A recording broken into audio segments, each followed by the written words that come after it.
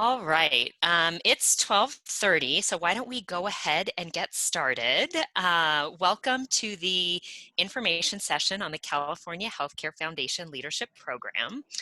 As I said a couple of times now, as you're joining, we encourage you to put your name, where you live and work in the chat so we get an idea of who's on the call. For logistics, we have muted all the participants. If you have questions along the way, we encourage you to put them in the chat so that we can address those during the Q&A period.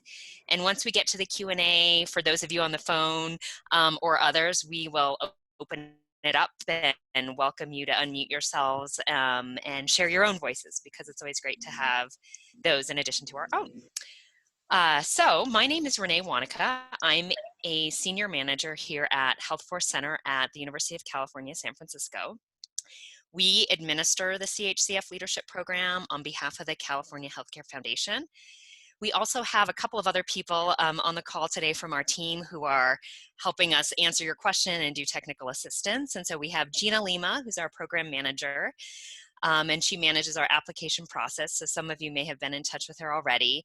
And we also have 2 alumni, because our goal for today is for you to get some information from us on what the program components are and what you can expect, but also to have that participant experience. So I'm grateful that we have both Alfred Glover and Tam Nguyen with us to share their perspectives and to help answer some of your questions. Is based at UCSF, and we strongly believe in people and data and the connections between them to make healthcare better for everybody. And we bring more than 25 years of experience to doing this work, and have brought leadership development to individuals and organizations across the healthcare spectrum, and have been fortunate to have been administering the CHCF Leadership Program since its inception 20 years ago, and to be launching the 20th cohort of the program now, which is what we're here to talk about today. Next slide.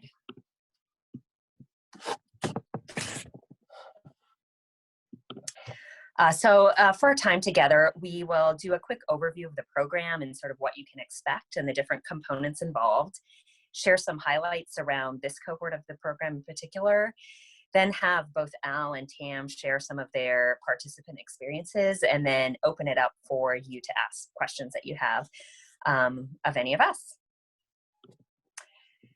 Next slide. And then next slide. So program overview. So this fellowship program is about a journey. It's about exploration, and it's about discovery of yourself, of others, of organizations and systems, and the broader healthcare landscape. And within that, we have the big, bold, audacious, and we think achievable goal that you will participate in this program and be transformed. And this is based on data. We have fellows and we have alumni who tell us that this program sometimes it's really hard. We ask you to push them to think, we ask you to think differently, we ask you to do differently, yet it also brings them a lot of joy, and it builds a level of resilience in themselves and trust and connections with other people in the program that's really valuable and that they haven't been able to replicate elsewhere. Next slide. And here's one of our alums who sort of shares his sort of tension that he had before coming to the program with burnout and finding some joy in the work that he really loved. And the program helped him figure that out and bring joy back to his work. Next slide. So the way that we think about leadership is similar to how Daniel Goleman's article on the focused leader talks about it. And this shows like these 3 concentric circles on this Venn diagram around understanding yourself, others, and the wider world. So when we think about self, we use a variety of assessments and tools so that you have some data to see how you behave in the world and how others are perceiving you. We also offer lots of communications, content, and tools and coaching so that it helps you be more effective and a more authentic leader. We also look at others. So we give you tools to improve your effectiveness in working with teams, negotiating, influencing others. and teaching you some process components around business and finance so that you have a broader grasp around how healthcare organizations work. There's also networking, which is a huge attractor for many to the program. So in the program, in your cohort or in your group, you'll have up to 32 fellows in that group. And so you will develop strong relationships with them. And then you also have access to the over 500 clinicians who've gone through this program before. So we intentionally set up times where you're learning content and alumni are learning content together or side by side so that there are structured ways for you to develop those relationships. And then we also look at the wider world. So what's happening beyond your organization that you should be aware of? So we have a focus on health policy where you go to Sacramento and learn what that's all about, and the general healthcare marketplace so that you can better make strategic decisions for your organization. Next slide. So when we do all this, we have these curriculum threads that we think about that are sort of woven throughout the course of your experience. And while we have opportunities for you to apply this within the program itself, like our ultimate goal is that this stuff is really sticky, right? You learn it and you practice it and it's a little messy, but that you keep practicing and practicing it again and again. And that's the lifelong learning part where we get the opportunity and the privilege to be part of that learning journey for you, but that this continues much beyond our interaction with you as part of the program. Next slide. So, and then the first bullet point, please, Gina. So how do we do all this? So the first thing is, and the core part of delivery is around our learning seminars, which are 2 to 4 consecutive days where the vast majority of content is delivered. So you learn content, you practice applying skills, you connect with other people who are in your cohort. And then next bullet point, please. Intercession work. So between the learning seminars, we have assignments that we'll give you. Some of it's reading, some of it's go out and test the skill and come back to us and tell us how it worked. Or it'll be around collecting information and trying to process that so that you can come back and continue your learning journey with us. Next bullet. Pods. So pods are small groups of 5 to 7 fellows or participants. We call our participants fellows who are in close geographic proximity to each other and meet as a group about once a month between seminars. So we really value that we have representation across California and across the clinical spectrum and a wide diversity of people represented. But we want to be able to have those connections and relationships deepen in ways that are manageable so we can have sort of a tie to the program beyond that learning seminar time. And so the pods are really a function to help us achieve that. And all the pods have a pod advisor who's an alum of the program. And so that person isn't the leader of the pod, but they're more of a mentor and a resource. So they've been through the program. They can help you contextualize this in the larger part of the work that you're doing and all that kind of stuff. So they're for you, and fellows talk about all sorts of stuff in there, like leadership challenges and being able to have like a close-knit people that you can work through stuff with is valuable. For the CHIP, so next bullet point. So what we call the CHIP, the California Health Improvement Project, is a leadership project. So it goes throughout the course of your almost 2-year journey with us. And it's really a way for you to apply your leadership skills in a way that we can have visibility into. We ask you to think about like some wicked or sticky problem that you want to try to solve for your organization. And then we give you a bunch of tools to try to test it out. And we know that it's not going to be perfect, but we ask you to be open-minded, like think about design thinking and customer discovery and all these other techniques that we bring to you so that you can practice these skills and apply them here, knowing that you'll be able to use these and apply them in other situations as well. Next bullet. Executive coaching. So we also offer executive coaching, which is an opportunity for you to investigate some of the data that you got from your assessments, to look at the results from that, and then also to think about your own experience and how you want to set and achieve leadership goals. So the coach isn't there to tell you what the right direction is or to give you an answer, but they're there more to ask you questions to help you define that a little bit better and set yourself up for success. Next bullet, networking. So we've already talked about this a bit, but it's right, the value of having your pod and those people who you become really close to in that group of 5 to 7, having your cohort of up to 32 individuals, and then having the alumni network is really an amazing value to have access to all that knowledge resource. You can pick up the phone and call them and they'll call back. So it's a really powerful group of people who have similar experience from having participated in the program and really rely on and trust each other. Next slide. And then next slide, seminar schedule. So this seminar schedule is what's on our website. It's the same dates, but sharing it here again. The one change is because of the pandemic, we have moved the first seminar to virtual. So, but otherwise, and have adapted the content to ensure that you still get the full experience of the program, given that. Next slide. So recruitment focus areas. So for each cohort, we work with the California Healthcare Foundation to establish goals for demographics, with the goal that the program better represent the population it serves. And so we know the California population is diverse, and so we're trying to do our part to have leadership representation that it better represents that. So for cohort 20, we're looking for diversity in terms of we're trying to recruit clinicians in Southern California, safety net providers, Black and Latino healthcare providers, and those who are licensed clinicians in behavioral health fields. Next slide. So financial assistance. So we know that healthcare organizations have seen financial hardship from the pandemic, and CHCF has agreed to provide financial assistance for this cohort of the program.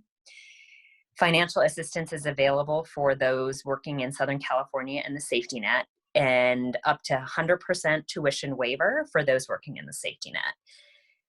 The specific amounts that we'll be able to provide will depend on how many requests we get for financial assistance and how much financial assistance people need. And we will determine that once applicants are invited to participate in the program, so in early November. So we, as part of the application process, we ask you to state like what do you need in order to participate. So then that gives us sort of a pulse on that. So when we invite you to participate in November, we'll be able to have more clarity around the exact dollar amount. Next slide. So in terms of the application process, applications are due on August 31st. So our application is a 2-part process. So the first part is primarily demographic information, and it's pretty easy to complete. And then the second part are a series of essay questions. And then we also require 2 reference letters. And so we need all that information submitted to us by August 31st so that we can consider your application. After that happens, at the end of September, we will notify people for an interview. And our interviews are going to be in mid-October, and they will all be virtual this year. And so we'll work with you on timing if you've been selected. And early November, we will notify those who have been accepted into the cohort. And we always develop a waiting list as well, because we know that people apply and their situation changes and they can't always participate when it comes to making that decision. And then we look forward to kicking it all off, and hopefully with many of you in early December. So those are the program updates. Maybe I'll pause for just a quick second. And Gina, are there any questions that came up around this that might help for us to address for the whole group before we go to Al and Tam? Just a question about the tuition amounts. Okay, so those are on our website and they're tiered by, Gina, could you put our website in there where they could find that Yes. information in the chat? And so for safety net organizations, they're $6,000. It's $6,000 per person. And so this is almost a 2-year program. And we offer like payment plans and things like that so that if your organization can pay the $6,000, but just not all at once, we're happy to work with you on that. For nonprofit organizations, the tuition is $9,200 per person. And for for-profit organizations, it's $11,000.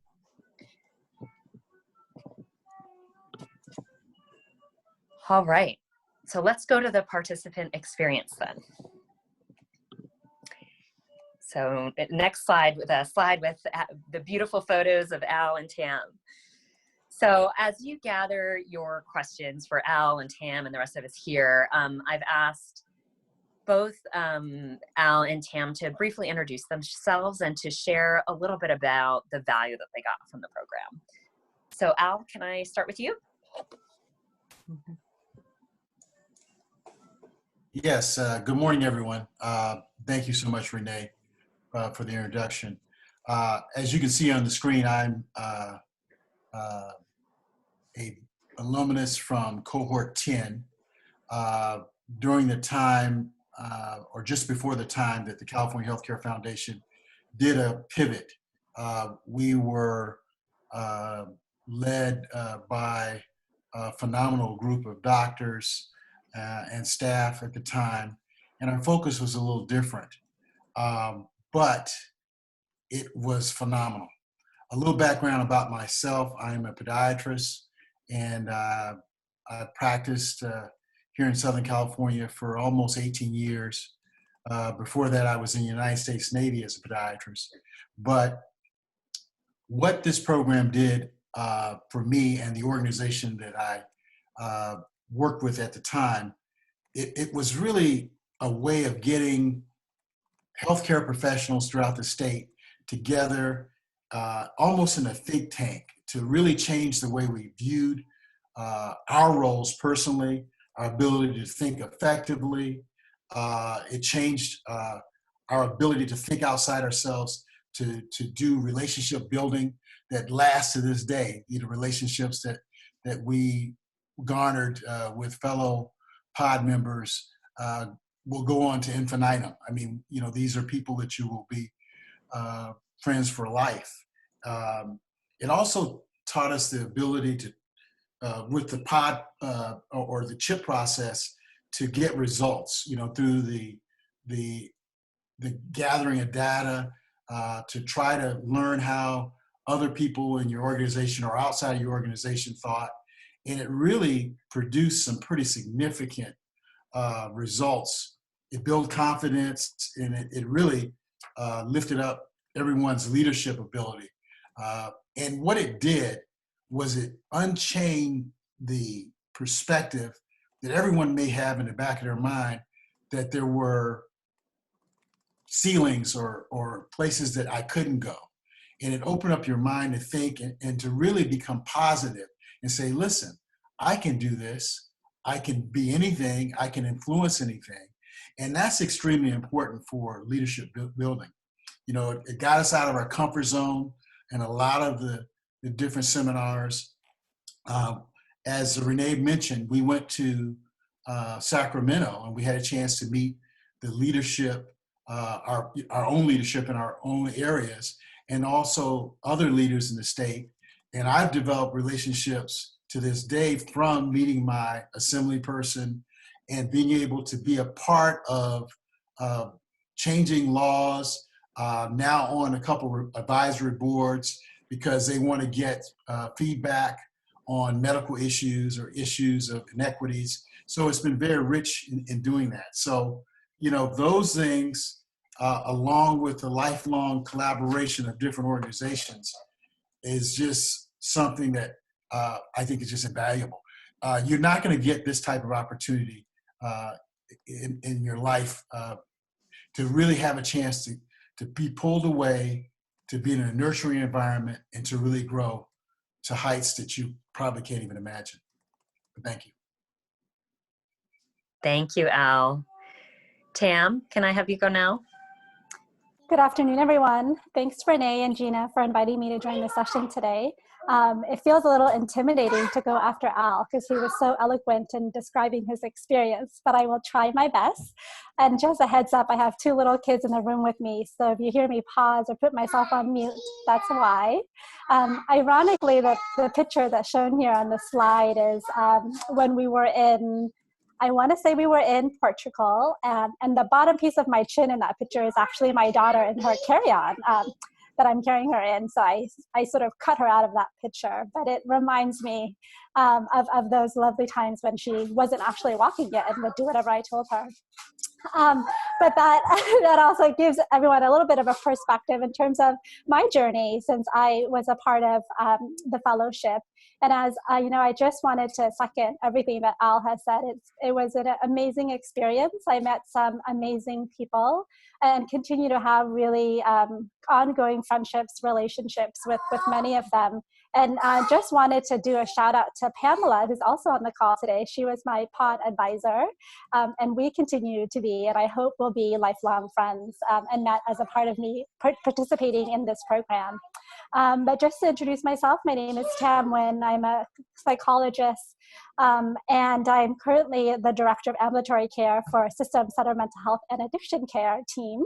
And so one of the things that this program did for me was actually I transitioned into 2 roles while I was a fellow in this program. Initially, I started out as the Director of Behavioral Health Services at Tri-City Health Center. I saw that one of the participants on today's call is currently also working there. So woohoo, just wanted to say great. I love that. It was a great organization and I know it's expanded. And then I went on to become the director at PAMP for the Behavioral Health Services. And in April, right in the midst of the pandemic, transitioned into my new role with the system team. And I do think that my transition in terms of my career was really a direct impact of of the things that I learned and my experience with the fellowship, and really encouraging me to really expand and stretch what I thought I could do as a clinician, as a leader, as an individual, and really wanting to make an impact in the healthcare world related specifically to mental health and substance use care.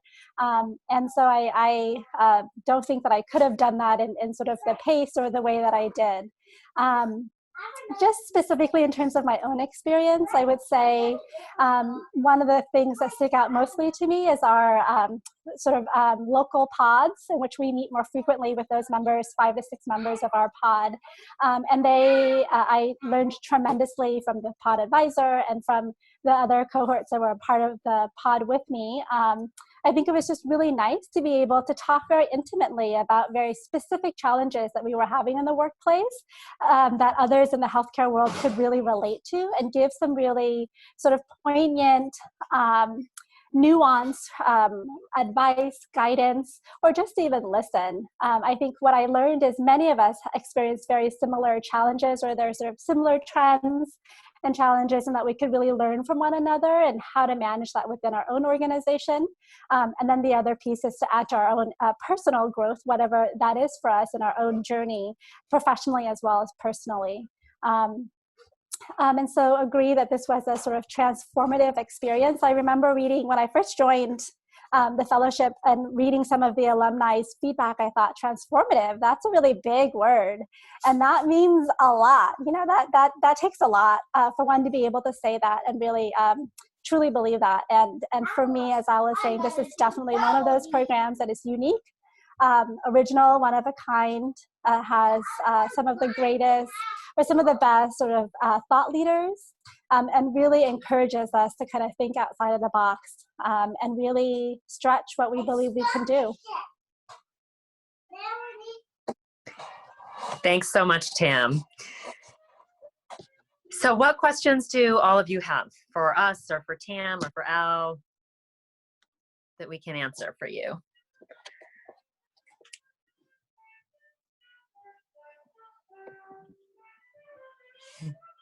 And if you want to unmute yourself, we welcome that. If you want to put it in the chat, that works too. Hi, I do have a question. I was wondering how the actual weekends were in terms of the schedule. Did you feel like it was pretty packed from the start of the day to the end of the day? Just the flow for the agenda that you guys would cover every time that you would be together. Tam, you want to answer that one? Yeah, sure. I would say yes. It's pretty filled in terms of the seminars and packed, but it felt like it was a really appropriate level of packed, if that makes sense, in that I think we definitely had time to take a breather and to connect with one another in the cohort. And so I think in the moment, it often felt like there was a lot that we were engaged with, and at the same time, looking back, I don't think there was anything I would have changed about the schedule, but it is definitely a packed experience. Thank you.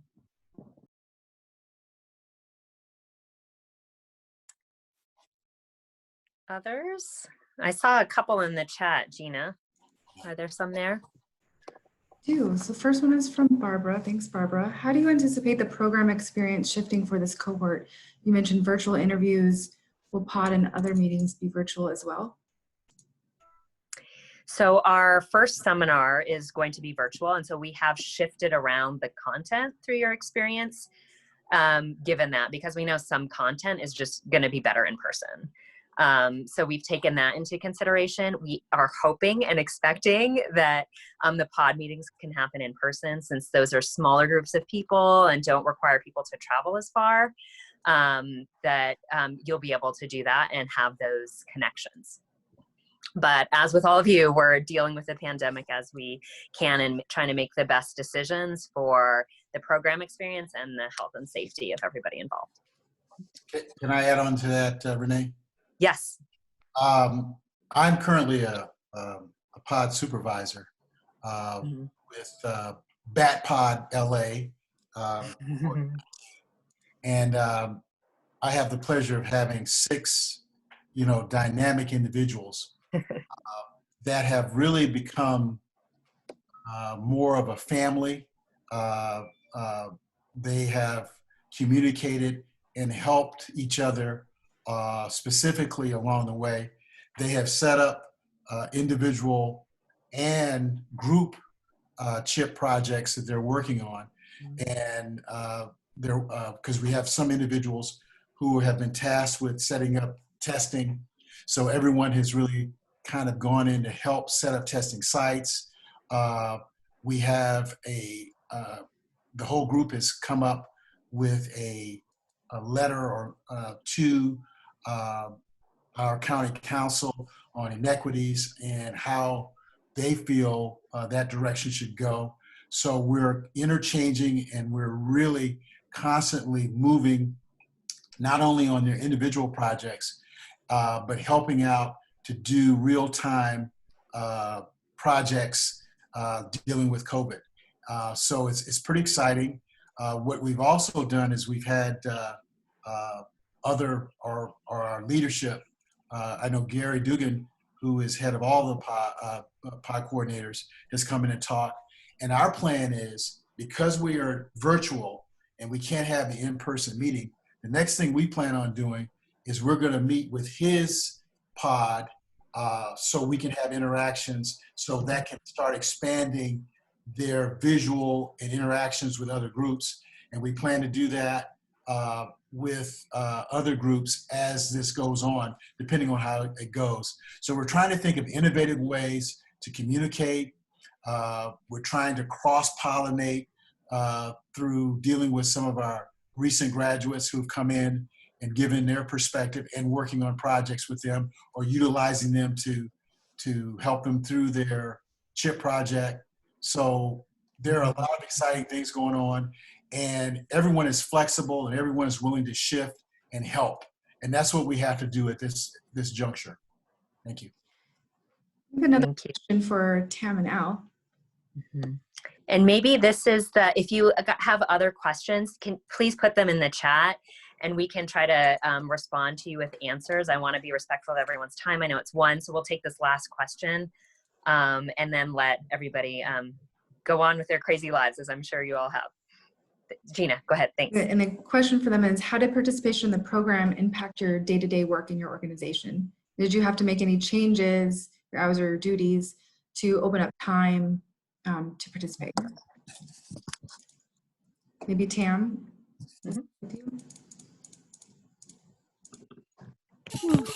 Hi, happy to answer. I was having challenges with my mute button. But yes, I would say that I think when I was accepted into the program, one of the asks that I had of my direct supervisor at the time was that there would be protected time for me to participate in the various activities, whether that was the seminar or to be able to engage in activities between the seminars, which we knew would be needed. And so there was some protected time within my schedule to be able to do that. And I really appreciated the support with my direct supervisor as well as the organization to allow me to be able to do that and take advantage, I think, really or fully engage and participate in the various activities that the program had to offer to get the most out of those experiences. Thank you so much. So as I said, Gina and I will stay online for a few more minutes. So if you have other questions you want to put in the chat or you want to ask us, you're welcome to do that. And if you have specific questions around your situation, I invite you to reach out to Gina, and she's really amazing and has so many answers for, I'm sure, many of the questions that you have about the program. So thanks to both Al and Tam and all of you for joining us today. Thank you. Thank you. Thanks, everyone. Thank you. Bye-bye. Bye-bye. Thank you. Thanks so much. Have a good day. Thanks, you too. We have a question from Adrian, who still might be on the call.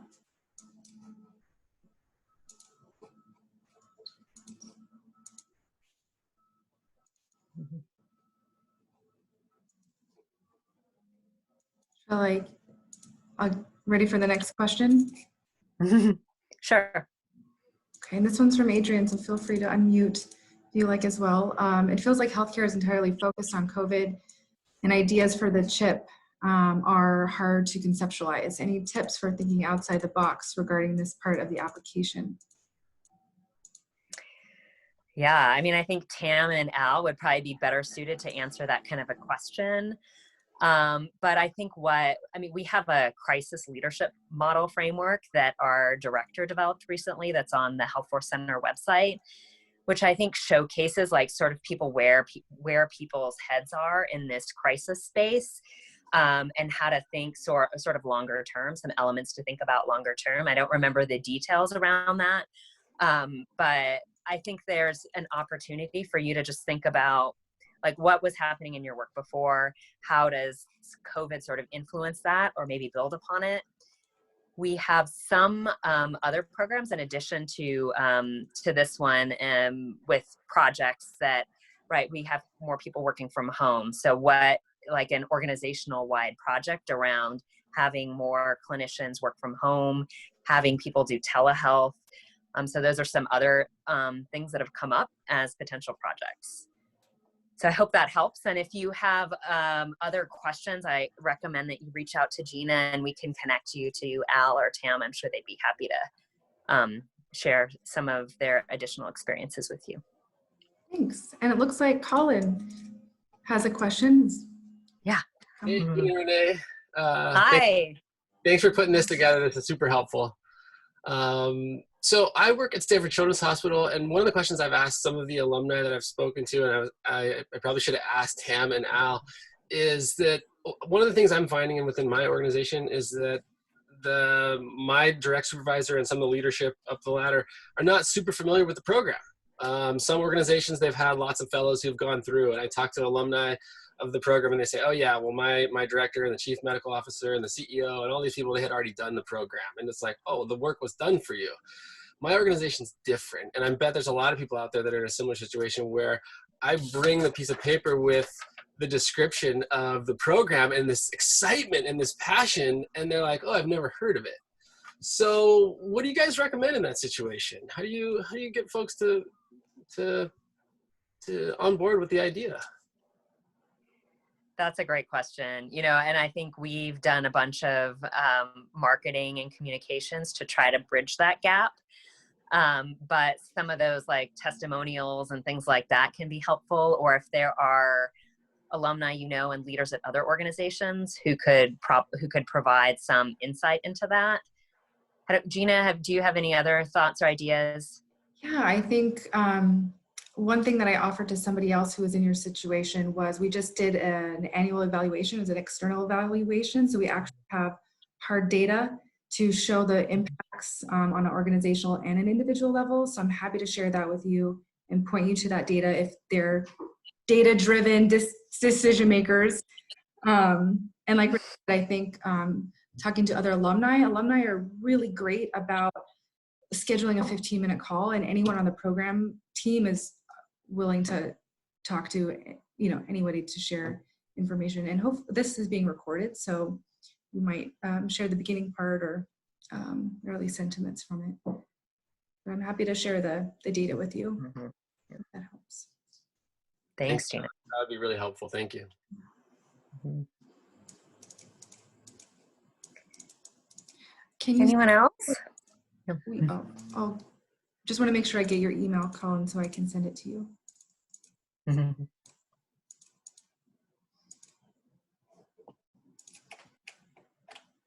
Other questions in the chat function?